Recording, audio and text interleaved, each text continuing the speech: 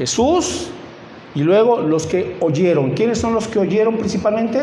Los apóstoles y los creyentes que durante esa etapa de Jesús creyeron en Él y observaron y experimentaron las sanidades de Jesús. Eso es muy importante entenderlo. Verso, dice, fue confirmada por los que oyeron la palabra, oyeron de Jesús en esa primera generación. Verso 4, testificando Dios juntamente con ellos. ¿Quiénes son ellos?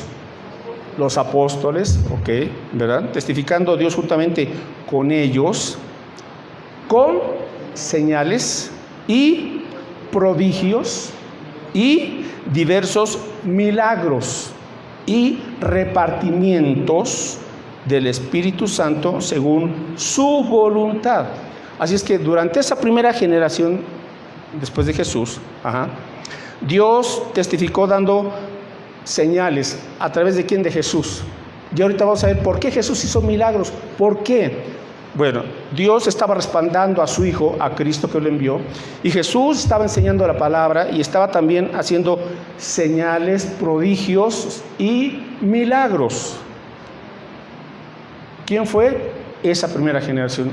Hasta ahí dice, juntamente con ellos. Ya para esta época en donde el escritor de los Hebreos estaba hablando, ya había pasado otra generación, ya era por lo menos la segunda generación de creyentes. Pero aquí se refiere a la primera generación. Entonces, esa primera generación experimentó los diversos milagros de Jesús, dice, y repartimientos o dones del Espíritu Santo según que su voluntad, y aquí está el asunto. Las sanidades Dios las hizo a través de Cristo y del Espíritu Santo según su voluntad, no según la voluntad del hombre. Como hoy se hacen esas campañas de milagros, entre comillas, y el predicador o el sanador, o yo diría el chamán, ¿verdad? Ese que se dice cristiano, le dice, tócalo Espíritu Santo. A ver, tú no le puedes dar órdenes al Espíritu Santo. Esto es una blasfemia.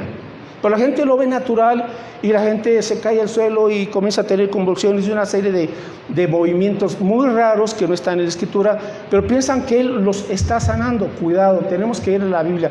Recuerde siempre un principio. Tenemos que interpretar nuestras experiencias, lo que sea, a la luz de la Biblia.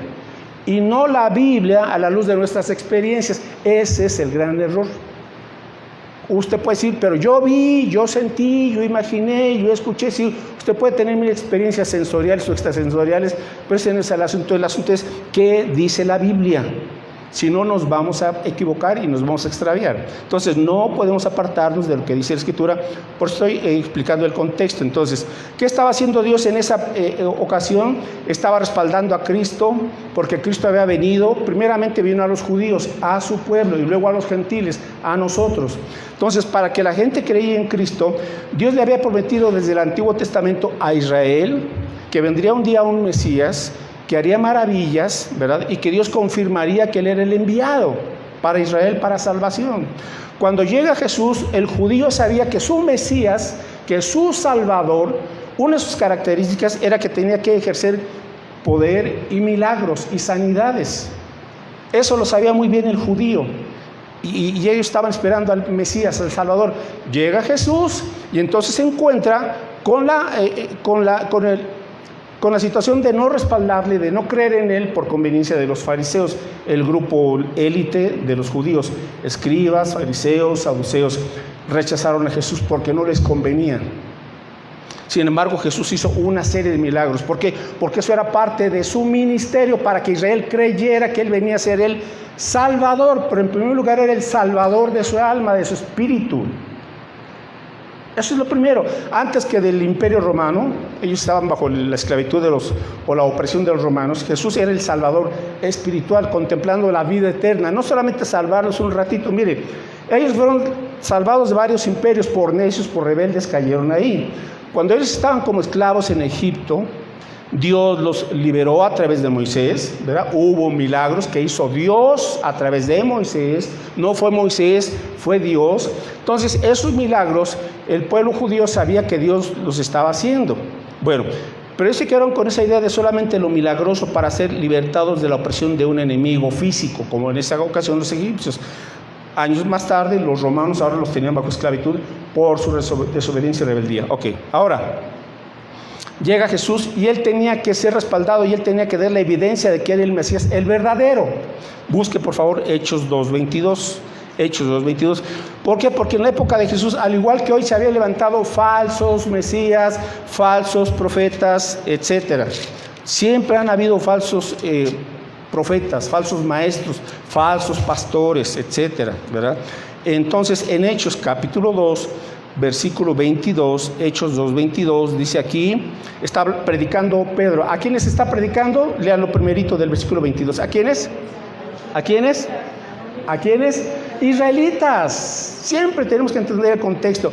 Aquí va dirigido al pueblo de Israel, a ellos, no a la iglesia, ni a los gentiles, varones israelitas, que eran los que estaban ahí reunidos. Ok, y les dice, varones israelitas, oíd estas palabras.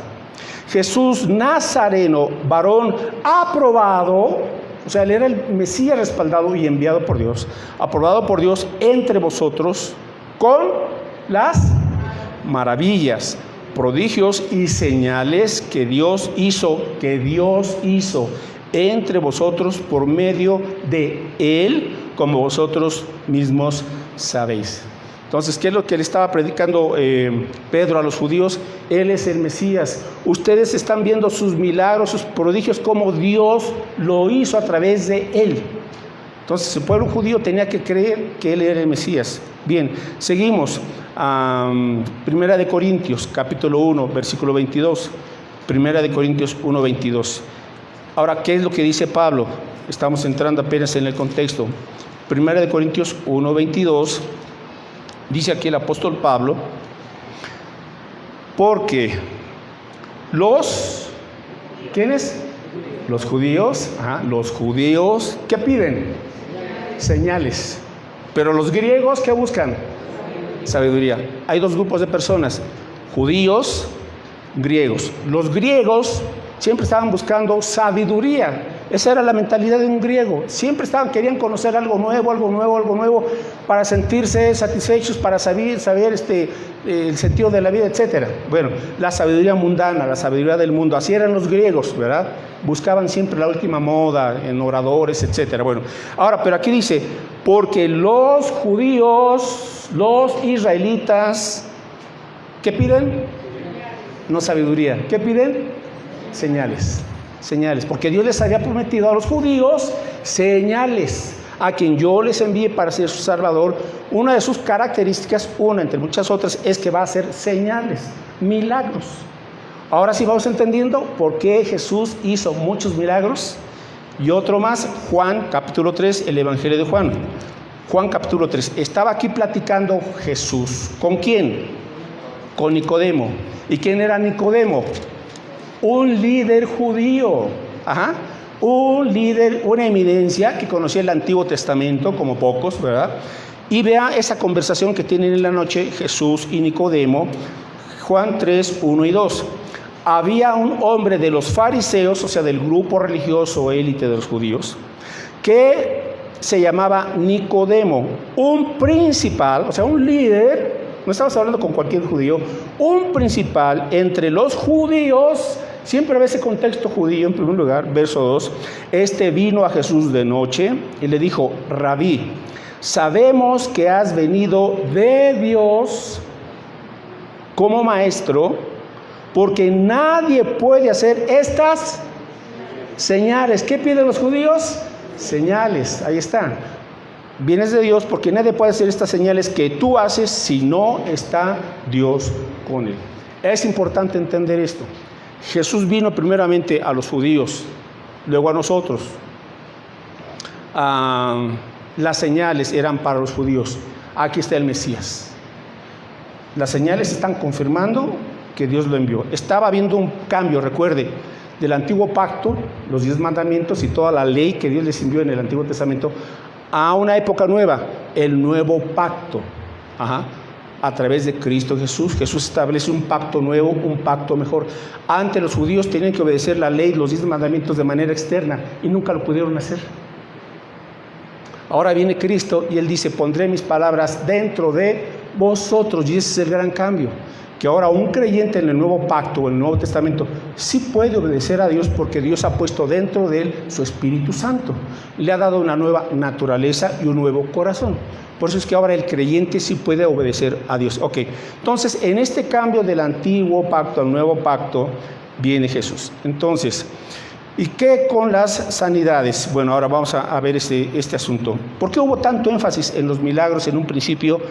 Estaba comenzando la iglesia cristiana, estaba predicando el Evangelio, un nuevo mensaje.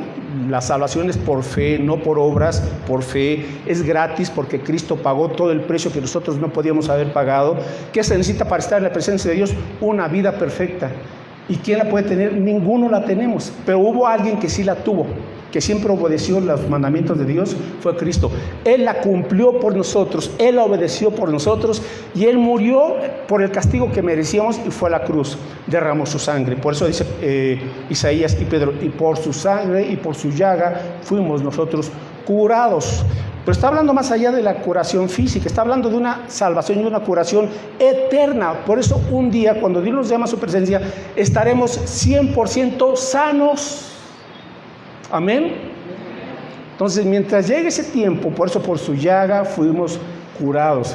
Porque Dios ve más allá, hermanos, que aquí nuestros 40, 50, 60, 70, 80 o 90 añitos, ¿verdad? Según los que vivamos, Dios ve más allá de esta temporada. Somos peregrinos espirituales, porque Dios ve la eternidad. Dios puso eternidad en el corazón del hombre. Y hay dos destinos, el cielo o el infierno. Si venimos a Cristo, recibimos su perdón, la reconciliación con Dios y tenemos la vida eterna. Por su gracia, porque Cristo lo pagó todo. Cuando Él estaba en la cruz, sus últimas palabras fueron: consumado es. O sea, ya cumplí la obra. El hombre no puede agregarle nada a la salvación. Padre, en tus manos encomiendo mi espíritu. Ok, entonces viene Jesús y Él nos da la verdadera sanidad. Ahora, dos cosas, mis hermanos, que tenemos que entender. Número uno, en cuanto a la sanidad divina, Dios es todopoderoso. Salmo 135. Dios es todopoderoso y Él puede hacer lo que Él quiere. Salmo 135, 5. Porque yo sé que Jehová es grande y el Señor nuestro mayor que todos los dioses. Verso 6. Todo lo que Jehová quiere, ahí está el asunto, lo que Dios quiere, lo hace. Entonces, si Dios quiere sanar a alguien, aunque los doctores y la ciencia y la medicina digan no hay remedio, si Dios quiere sanarlo, lo va a sanar. El asunto es que Dios quiera, eso es la cuestión. Pero no podemos obligar a Dios y tampoco decirle: Señor, esto es imposible para ti. No, Dios todo lo puede y lo que Él quiere, lo hace. Así es de claro el asunto. Continúa: en los cielos y en la tierra, en los mares y en todos los abismos. Entonces, número uno, Dios es todopoderoso y Él puede hacer todo lo que Él quiere. Dos, Dios es absolutamente soberano. Lo explico. Es decir, Él tiene el derecho de hacer lo que Él quiera, con quien Él quiera y cuando Él quiera. Yo sé que esta doctrina de la soberanía al hombre no le gusta, no nos gusta. Porque no nos gusta que nadie nos diga lo que tenemos que hacer. No nos gusta que nadie nos diga no. No nos gusta que alguien sea más grande, superior a nosotros y nos diga esto sí, esto no. No nos gusta, así somos. Soberbios, rebeldes, altivos, testarudos y tercos. Y puedo seguir con todos los calificativos. Así es el ser humano. Pero Dios es soberano. Entonces Dios, cuando dice algo, no nos pide permiso. Él dice y se hace. Yo sé que esto a algunos que no han entendido bien esta doctrina de la soberanía de Dios es como un shock, porque tienen un concepto equivocado de quién es Dios. ¿Por qué? Porque no han conocido a Dios a través de lo que dice la Biblia, que fue inspirada por Dios. Entonces, Dios es soberano y eso significa lo siguiente, que Él tiene el derecho de hacer lo que Él quiera, con quien Él quiera y cuando Él quiera. En otras palabras, Dios no tiene por qué rendirle cuentas a nadie. ¿Por qué? Porque las acciones de Dios son consecuentes con su carácter santo e inmutable. Ahí está el punto. Todas las acciones de Dios, todas, son consecuentes. O sea, nunca irán en contra de su carácter que es santo. inmutable, o sea, Dios nunca se equivoca, nunca, nunca, nunca. Toda decisión que Dios ha tomado desde la eternidad y que toma hoy, son decisiones perfectas, siempre. Claro, usted y yo cuando a veces tenemos algún problema en lo personal, en casa, lo que sea, ay Dios, esto no es justo. A ver, ¿y en base a qué dices tú que no es justo? Dices que no es justo porque te están sacando de tu comodidad. ¿No es cierto, hermanos? ¿Verdad? La mayoría de las veces, esto no es justo. ¿Por qué? Porque me están moviendo de mi zona de confort. O porque a veces pensamos que tal o cual cosa es injusta. A ver, Dios es justo. Dios es justo. Y ahí viene la mentira de Satanás haciéndonos pensar o sentir cuando vino quizás una tragedia, una situación difícil con la que no contábamos, ¿verdad? Un valle de oscuridad, valle de sombra de muerte, como dice el Salmo 23. Esto no me lo esperaba. Hermanos, a ver, los que ya tenemos algunos añitos en la vida, ¿cuántas cosas no nos han pasado en la vida que no nos las esperábamos? A ver, ¿verdad? Hay cosas que usted dice, Señor, esto nunca me lo imaginé, nunca pensé que iba a atravesar yo por esta situación, en lo que sea. Así es la vida, así es la vida. Entonces nos vale que vayamos entendiendo cómo es la vida, pero más importante es entender y confiar cómo es Dios. Que Dios envía o Dios permite, es soberano. Entonces, vamos a ver algunos aspectos otros aspectos en cuanto a la sanidad. Número 1, para entender esto, hay dos categorías de pecado. Número 1, el pecado original, y número 2, el pecado personal. Hay que diferenciar bien esto para no confundirlo.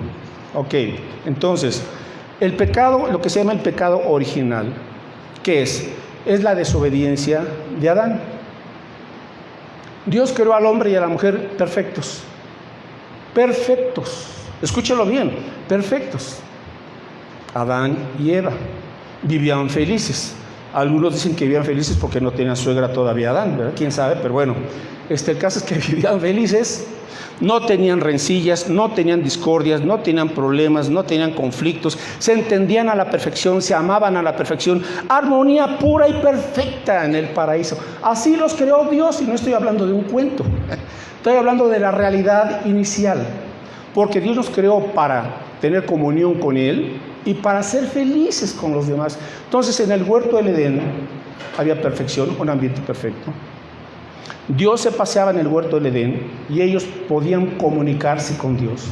Hasta que un día entró Satanás a través de la serpiente, comieron del fruto que Dios les dijo, no coman de este fruto. Nada más, fue el único mandamiento que Dios les dio a Adán y a Eva. Uno solo, no prueben de este fruto de la ciencia del bien y del mal, porque el día que de él comieren ciertamente morirán. Nada más era todo. Aquí tienen árboles, cantidad de árboles para que se alimenten bien y lo disfruten.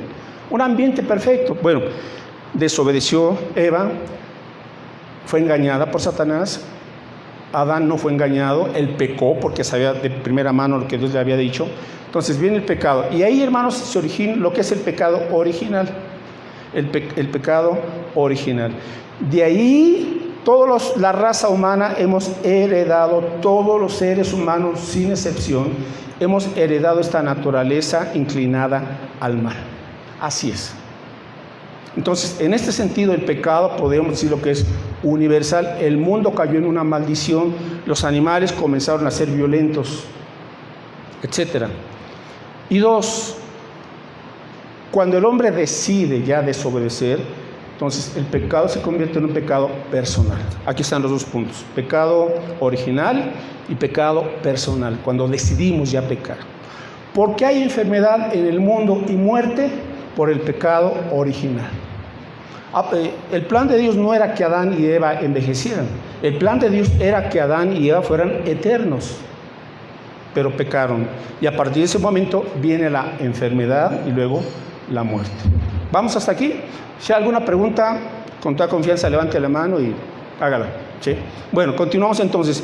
Por nuestro pecado personal, entonces, mis hermanos, también traemos ese problema. 2, el pecado original entonces trajo el sufrimiento, la enfermedad y la muerte.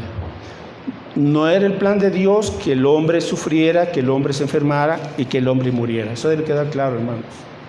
El plan de Dios era una vida sin dolor, era una vida perfecta, felicidad, santidad perfecta, justicia perfecta. Ok, pero el pecado, y ahora nuestro pecado, nos acarrea sufrimiento, enfermedad y muerte. Por ello es que el ser humano se volvió susceptible a la enfermedad y finalmente a la muerte. Todos estamos en esa condición. 3. A veces la enfermedad y la muerte o la enfermedad son el resultado directo del pecado personal. Ahora escuche bien aquí, esto lo enfatizo. A veces. O sea, no siempre la enfermedad que llega uno a tener, o una persona llega a tener, es el resultado de su pecado personal. No siempre. A veces sí es. Pero no siempre es, porque este es un concepto o una idea equivocada.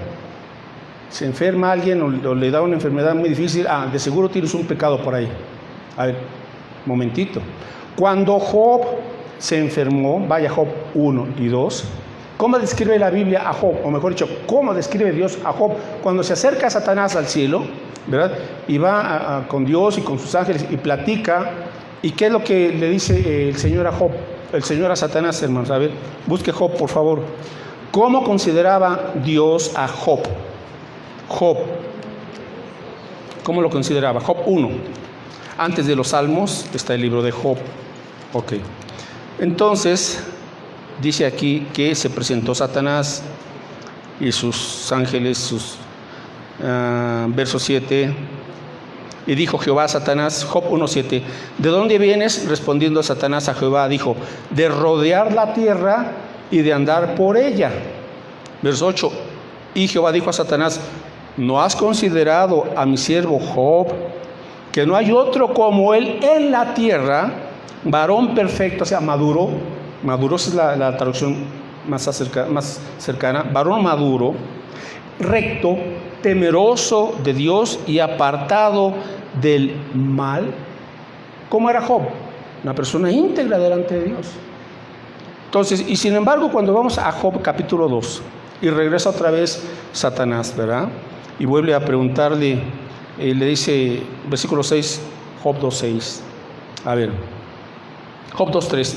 Y Jehová dijo a Satanás, ¿no has considerado a mi siervo Job, que no hay otro como él en la tierra, varón perfecto, recto, temeroso de Dios y apartado del mal, que todavía retiene su integridad, aun cuando tú me incitaste contra él para que lo arruinases? Acuérdese usted que Satanás tentó a Job y mató a sus hijos de Job y perdió todo el ganado de Job, y luego pues todo lo que le pasó a Job, excepto verso 5, pero dice Satanás, Job 2:4, le dijo a Jehová, piel por piel, todo lo que el hombre tiene dará por su vida, pero extiende ahora tu mano y toca su hueso y su carne, y verás si no blasfema contra ti en tu misma presencia. Y Jehová dijo a Satanás, he aquí, él está en tu mano, mas guarda su vida. Verso 7, entonces salió Satanás de la presencia de Jehová e hirió a Job con una sarna maligna desde la planta del pie hasta la coronilla de la cabeza, y tomaba Job un tiesto para rascarse con él, y estaba sentado en medio de ceniza. Entonces le dijo a su mujer, ¿aún retienes tu integridad? Maldice a Dios y muérete. Y él le dijo, como suele hablar cualquiera de las mujeres fatuas, has hablado, ¿qué? ¿Recibiremos de Dios el bien y el mal no lo recibiremos? En todo esto no pecó Job con sus labios. Bueno, ¿qué no le pasó a Job? Sin embargo, no escuchamos aquí ninguna palabra de blasfemia, de reclamo contra Dios. Nada. Al contrario, su mujer, ¿verdad? ¿Retienes aún tu integridad? Pues maldice a Dios, ve cómo te está yendo. Dijo, bueno, ¿qué acaso solamente recibiremos de Dios el bien y no el mal?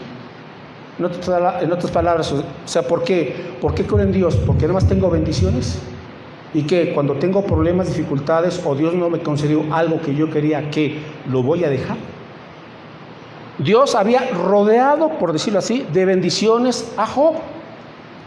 Y cuando vino una prueba, mueren sus hijos, pierde el ganado, y ahora, para acabarla, una sarna terrible sobre el pobre Job.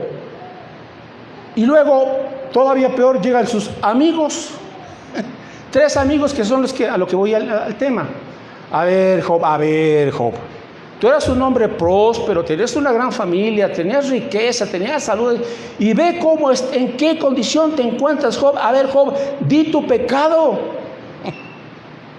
A ver, Job, ya confiesa tu pecado a Dios. Y realmente Job no había pecado contra Dios en alguna forma, ¿no? Había sido fiel. Pero esa es la mentalidad a lo que voy, que muchas veces cuando uno enfrenta una situación de salud delicada, muchas veces la gente piensa, algo tienes por ahí. No siempre. A veces puede ser, pero no siempre. Y no fue el caso de Job.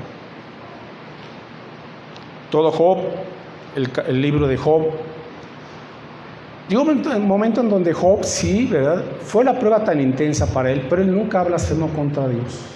Él sí le preguntó, Señor, bueno, ¿por qué me está pasando esto? Sí, en ese lapso sí llegó Job a preguntarles, Dios, ¿por qué?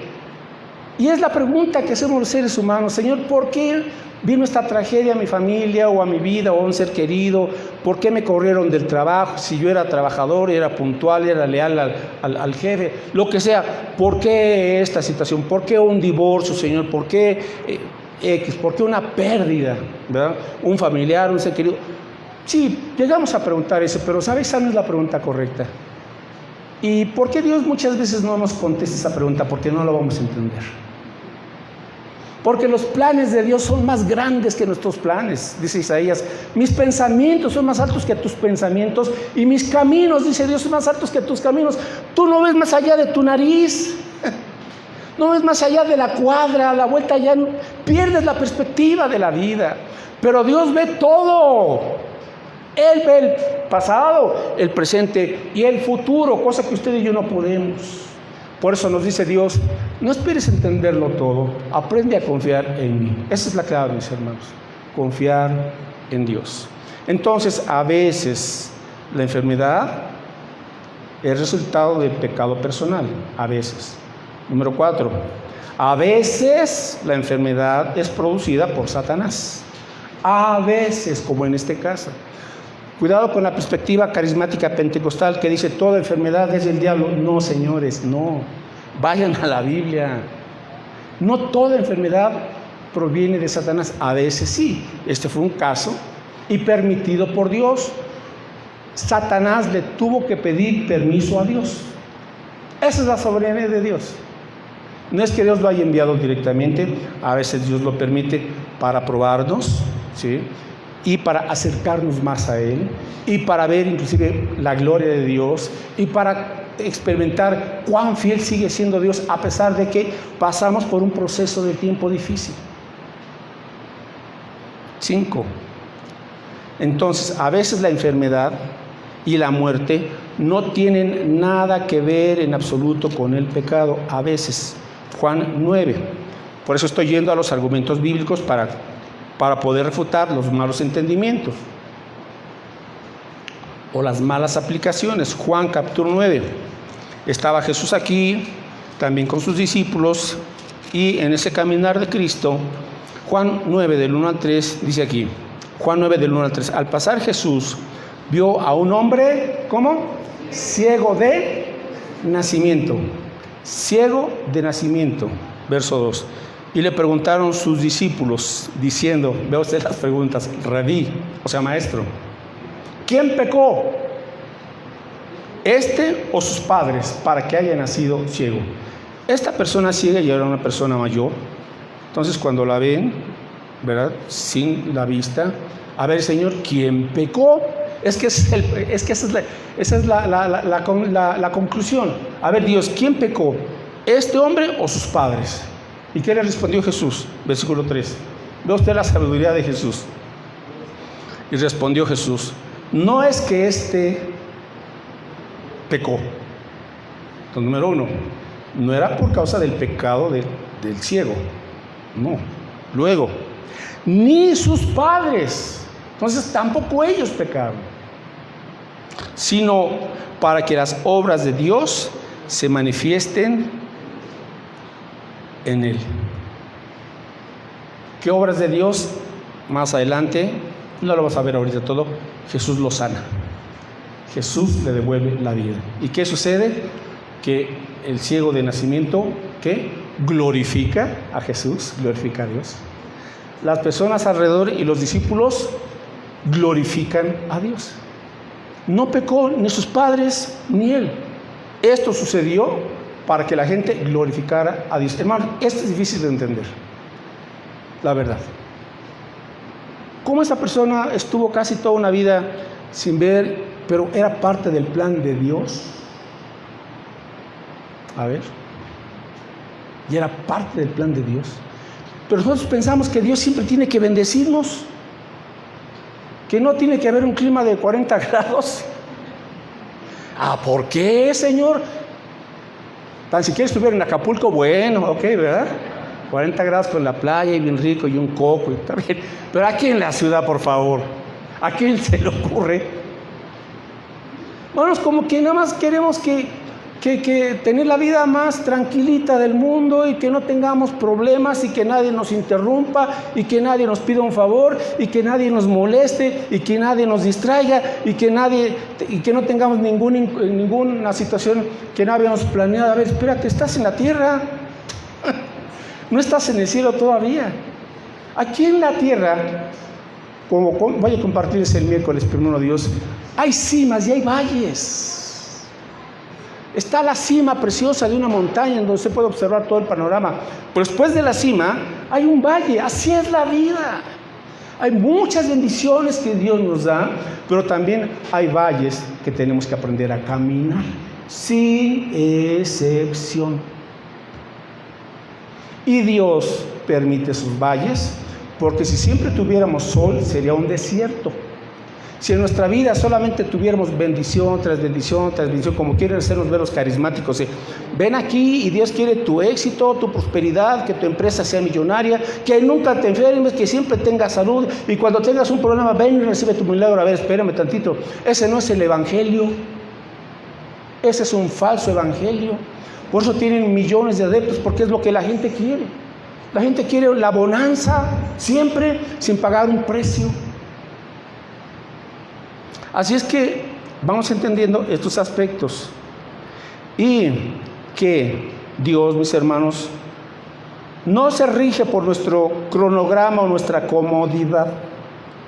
Él tiene un plan perfecto que está llevando a cabo y va a ser para su gloria y para bien de todos aquellos que le amamos. Otro punto, y esto es difícil de aceptar. No es la voluntad de Dios que toda enfermedad sea curada. Y con eso no quiero desanimarle ni que su fe disminuya. Pero hay una realidad. No es la voluntad de Dios que toda enfermedad sea curada. Esa es la verdad también. Entonces, ¿qué? Bueno, vamos al siguiente punto. Que antes de equivocarnos y ver ahorita la respuesta a esa situación, solamente veamos cómo eran las sanidades de Jesús. Hechos 3, versículo 4, por favor. Hechos capítulo 3, versículos 4. Estaba aquí, Hechos 3, 4, Pedro con Juan, los apóstoles, fijando los ojos, ¿verdad?, en un hombre paralítico, en un hombre que estaba pidiendo limosna. Y entonces Pedro y Juan, fijando los ojos en él, le dijo: míranos. Entonces él les estuvo atento, esperando recibir de ellos algo. Mas Pedro dijo: no tengo plata ni oro, pero lo que tengo te doy. En el nombre de Jesucristo de Nazaret, levántate y anda. Y tomándole por la mano derecha, le levantó, y al momento se le afirmaron los pies y tobillos, y saltando se puso en pie y anduvo y entró con ellos en el templo, andando y saltando y alabando a Dios. Y todo el pueblo le vio andar y alabar a Dios. Y le reconocían que era el que se sentaba a pedir limosna a la puerta del templo, la hermosa, y se llenaron de asombro y espanto por lo que le había sucedido.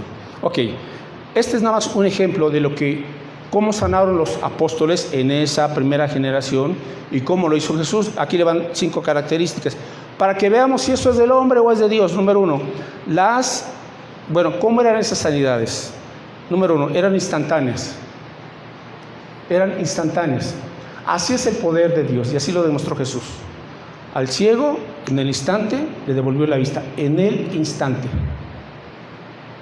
2, eran permanentes.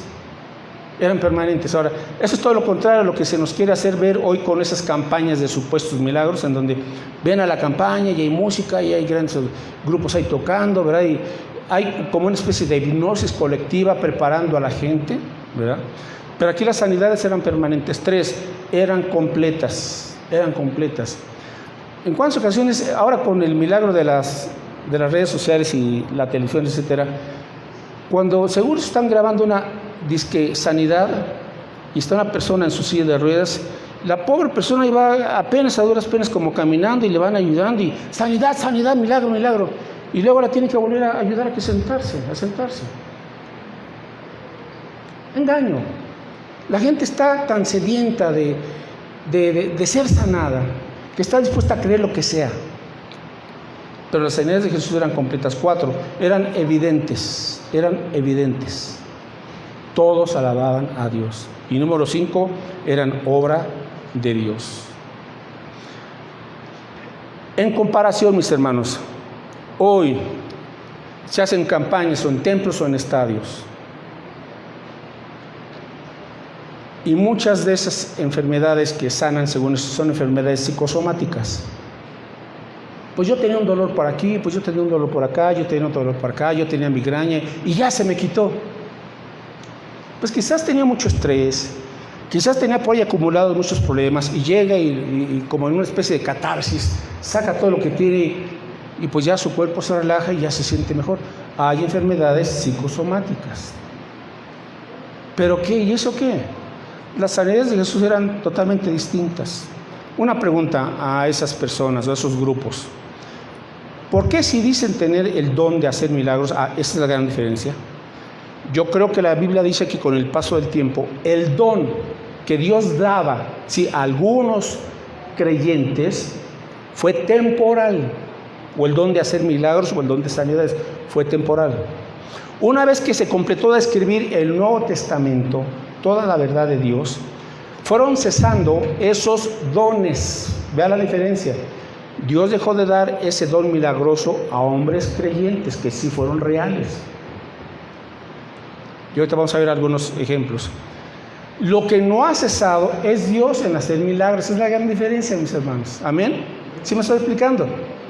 Bueno, pregunta, ¿por qué estas personas que supuestamente se dicen tener el don de sanidad, por qué no van a los hospitales, y van con las personas que tienen problemas de ceguera? ¿Y por qué no van y les imponen las manos y ahí reciben el milagro? A ver, ¿por qué? Porque lo único que dicen es que cuando fui a una cruzada, quién sabe a cuál cruzada, pues yo hice milagro. Sí, ¿y dónde están? Se nada más cuentan. ¿Por qué no van a los leprosorios? Jesús tocaba a los leprosos y los sanaba en el instante. ¿Por qué no van a un leprosorio? ¿Por qué no sanan a un manco o a una persona coja que ha perdido parte de su pierna o de su pie? ¿Por qué no hacen ese tipo de milagros? ¿Por qué no sanan a una personita con el síndrome de Down? ¿Por qué no sanan a una persona que es muda y que recobra inmediatamente el habla? ¿Por qué no van con una persona cuadraplégica y hacen que camine y esté completamente? ¿Por qué no van allá al Instituto de Cancerología? Hay tanta gente allá. ¿Por qué no van y la sanan? ¿Se dan cuenta usted de las incongruencias y de qué se trata todo esto? Bueno, 3 ejemplos breves y ya estoy a punto de concluir. Pablo, Filipenses 2:25. Pablo, que tenía el don de sanidad, que hizo muchos milagros. Ya para esa época, poco a poco comenzaban a disminuir esas manifestaciones de los dones de sanidad, de esos milagros. Filipenses 2:25. ¿Qué dice aquí? Filipenses 2:25, dice el apóstol Pablo: mas tuve por necesario enviaros a Epafrodito, mi hermano y colaborador y compañero de milicia, vuestro mensajero y ministrador de mis necesidades, porque él tenía gran deseo de veros a todos vosotros y gravemente se angustió porque habíais oído que había enfermado. ¿Se da cuenta? Pues en verdad estuvo enfermo a punto de morir. Pero Dios, no dice Pablo, yo lo sané, no, pero Dios tuvo misericordia de él, y no solamente de él, sino también de mí, para que yo no tuviese tristeza sobre tristeza. Así que le envío con mayor solicitud, para que al verle de nuevo os gocéis y yo esté con menos tristeza. Verso 30, porque por la obra de Cristo estuvo próximo a la muerte, exponiendo su vida para suplir lo que faltaba en vuestro servicio por mí. ¿Está claro? Segundo ejemplo, 1 Timoteo 5:24. 1 Timoteo 5:24. Escribe aquí el apóstol Pablo. A ver, permítame un tantito.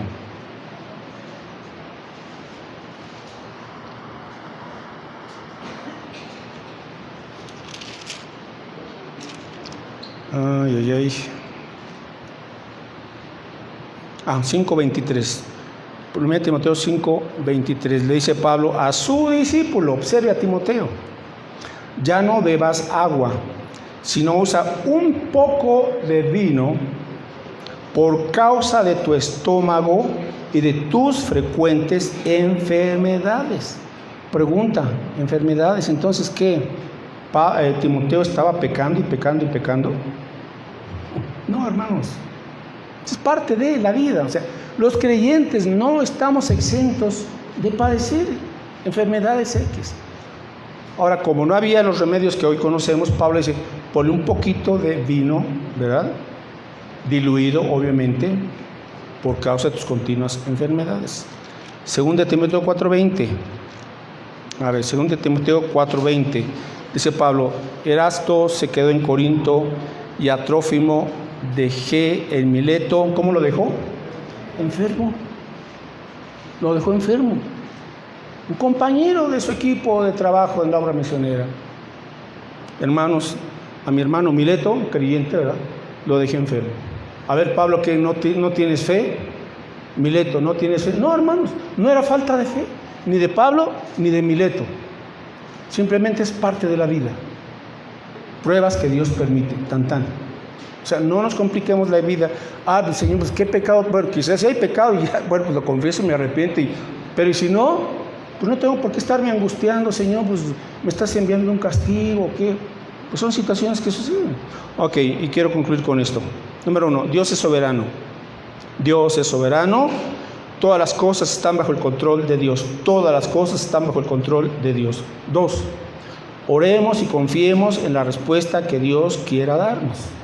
Oremos, confiemos en que Dios nos va a dar una respuesta, lo que Él crea y Él sepa lo que es más conveniente, mis hermanos.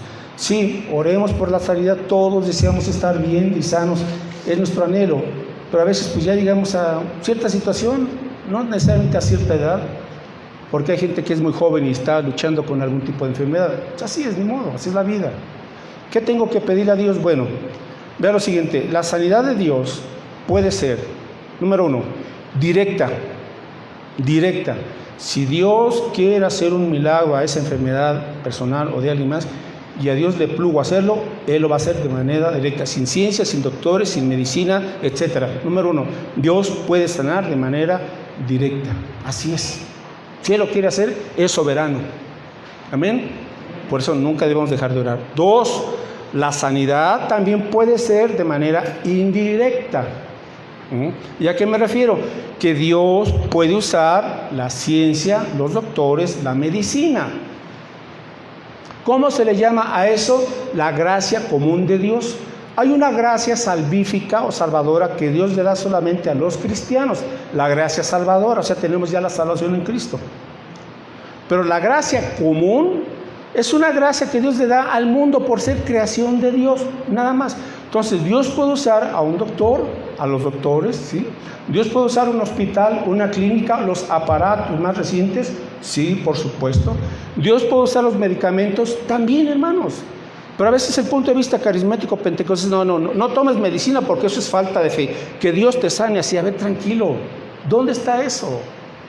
Cuando Santiago habla de que alguno está enfermo, Santiago 5, 16 al 18, ¿está alguno enfermo? Llame a los ancianos de la iglesia, lloren por él y únjale con aceite.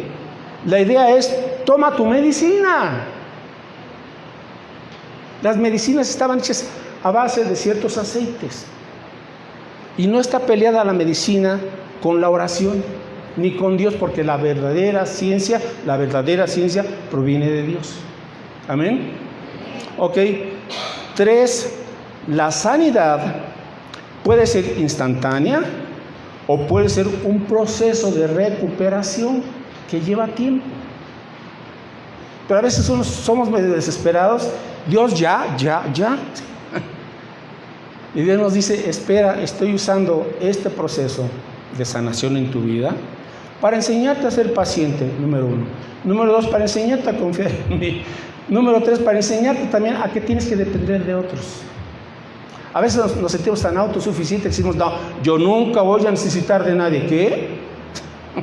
No, hermanos, todos necesitamos de los demás. Ok, 4, si usted o yo estamos enfrentando una X enfermedad y es algo que va muy lento, a veces son de las llamadas enfermedades crónicas o degenerativas, etcétera, yo le voy a comentar algo, no pierde el gozo de su salvación. El hecho de que tenga uno cierta enfermedad, no se amargue, no se desespere, no se queje contra Dios, al contrario, pídale a Dios gozo, paz, fortaleza y Señor, que se haga tu voluntad. ¿Qué decía Pablo? Señor, tengo un aguijón en mi carne.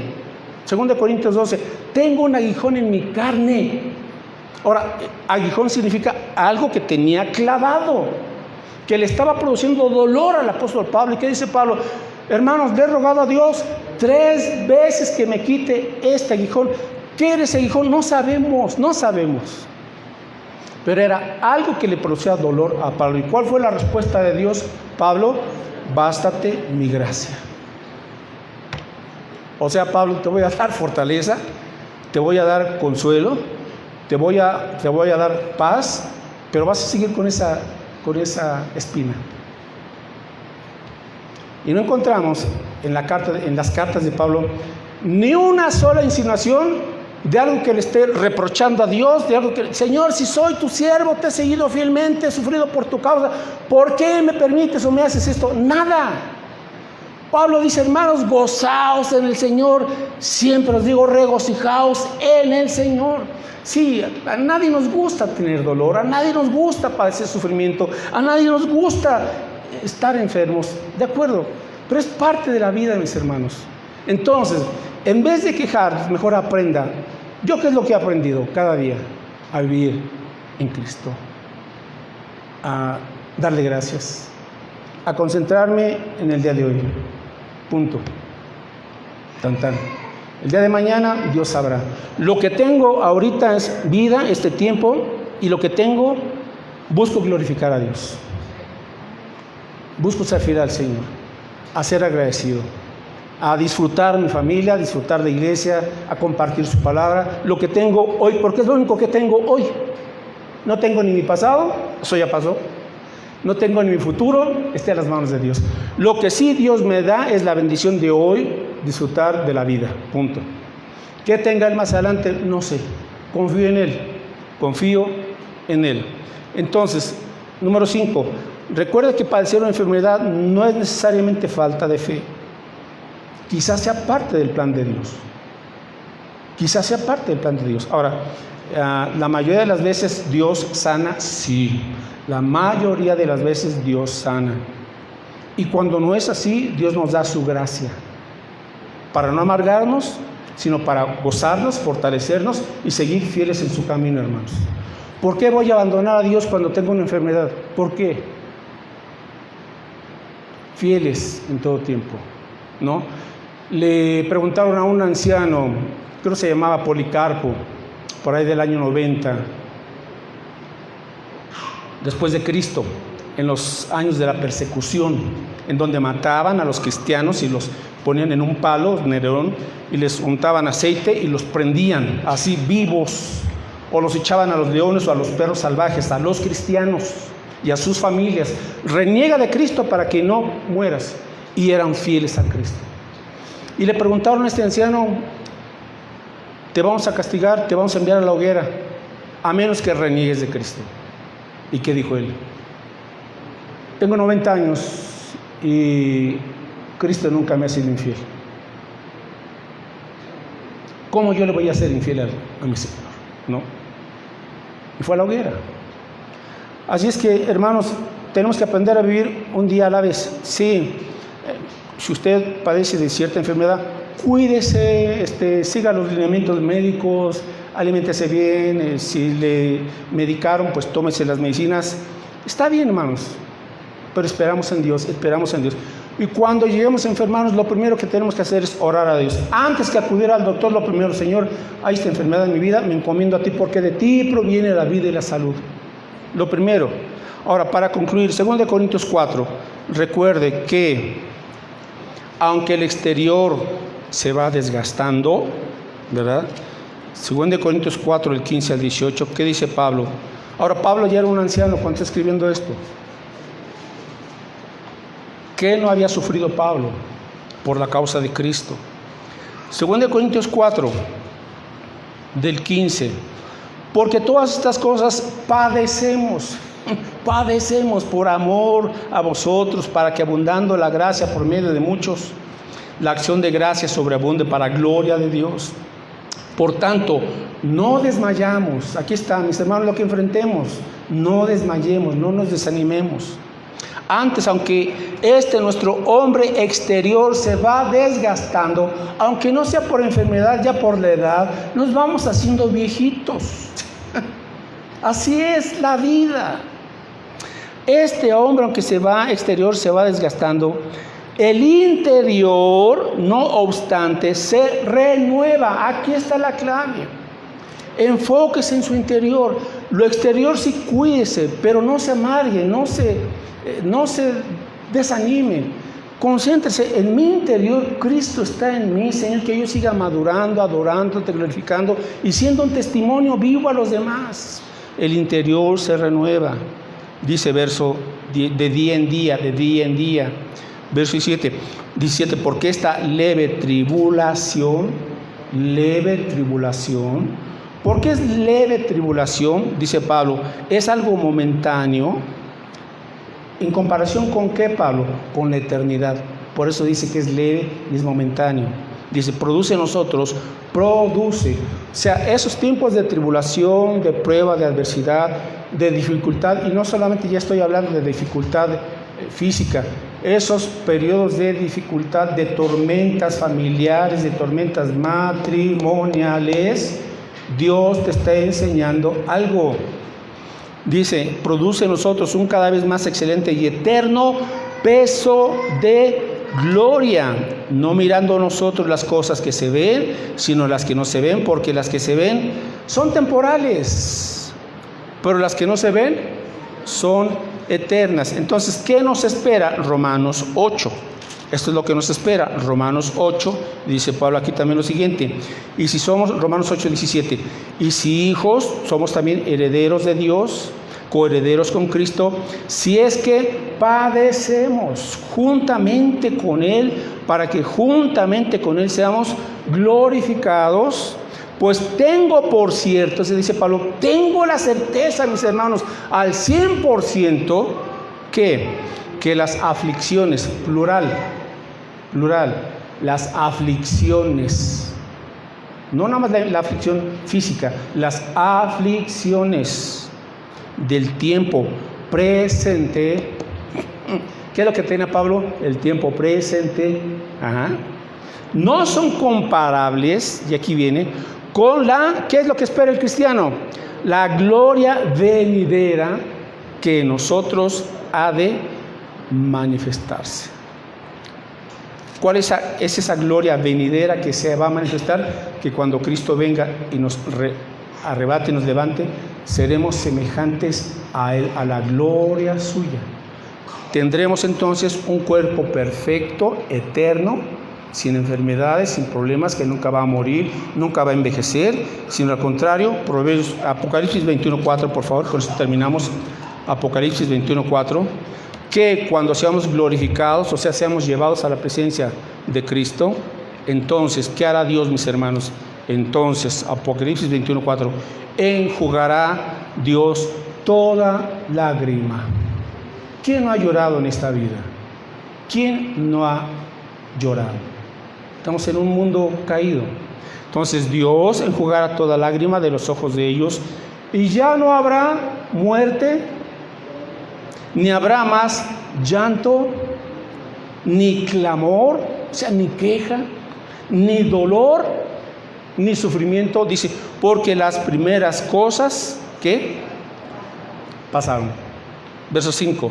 Y el que estaba sentado en el trono, o sea, Dios, dijo, he aquí, yo hago nuevas todas las cosas, un nuevo universo, un nuevo cielo, una nueva tierra en donde mora la justicia. Escribe, porque estas palabras son fieles y verdaderas. Amén. Oramos. Gracias, Padre, por tu palabra. Señor, estamos en este planeta y enfrentando, por causa del pecado, de nuestros pecados, diversas aflicciones, pruebas, tribulaciones, enfermedad y aún la muerte. Señor, esto es parte de lo que el hombre tiene que enfrentar por haberse olvidado de ti, pero Señor, tú eres un Dios de gracia, y al permitir aún estas pruebas, estas tormentas, estas inclemencias, este sufrimiento, todo esto lo usa, Señor, porque enviaste a Cristo, quien padeció todo dolor inimaginable por nosotros, Señor. Él, siendo varón perfecto, obedeciéndote siempre, Señor, llevó en la cruz del Calvario todos nuestros pecados, las consecuencias de estos, de nuestras desobediencias, de nuestra rebeldía. Y en Cristo, Señor, cargaste tu ira justa, lo que merecíamos. Y gracias a la sangre que Él vertió en la cruz del Calvario, nos diste perdón. Y no solamente perdón de pecados, sino nos has dado ahora una vida nueva. Y también, mi Dios, nos has dado la gloria eterna, que viviremos contigo para siempre en tu presencia. Gracias, Dios, porque todo esto es por gracia. Ahora, Padre, mientras tú vienes por nosotros, permítenos ser fieles, Señor, en todo tiempo. En todo tiempo. Experimentar, Señor, cuando estemos enfrentando quizás dolor, sufrimiento, cuestiones, Señor, que no entendemos el porqué, pero sabemos que tú eres un Dios que aún la adversidad y todas las cosas tú lo has prometido, ayudan a bien a los que te amamos. Señor, permítenos confiar en ti, en tiempos de bonanza y en tiempos de tempestad. Permítenos, Señor, confiar en ti en tiempos de dificultad y en tiempos de felicidad. Permítenos serte fieles, Padre Santo, en los momentos de duda y en los momentos de gran gozo. Siempre fieles, Dios, pues tú estás llevando a cabo tu plan perfecto, tu plan perfecto. Y aunque muchas cosas, Señor, aún no las entendemos, pero sí confiamos en que tú eres el Dios creador del universo, un Padre celestial lleno de bondad, de misericordia, de santidad y de justicia. Señor, fortalece por favor a todo tu pueblo.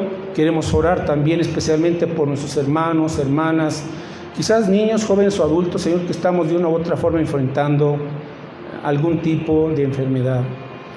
Señor, para ti todo es posible. Oramos a ti y te rogamos, como dijo Jesús, Padre, hágase tu voluntad. Nuestro deseo, Señor, es que tú nos sanes. Ese es nuestro anhelo. Pero Padre Santo, también, Señor, confiamos en tu sabia respuesta, en que tú sabes qué es lo mejor y en que tú eres soberano. Permítenos, Padre, pues siempre la respuesta que tú tengas a bien darnos, gozarnos en tu presencia, sabiendo que no hay casualidades, sino que tú, Señor, usas todo esto para tu gloria y para nuestra bendición. Padre Santo, gracias en el nombre de Cristo Jesús. Amén.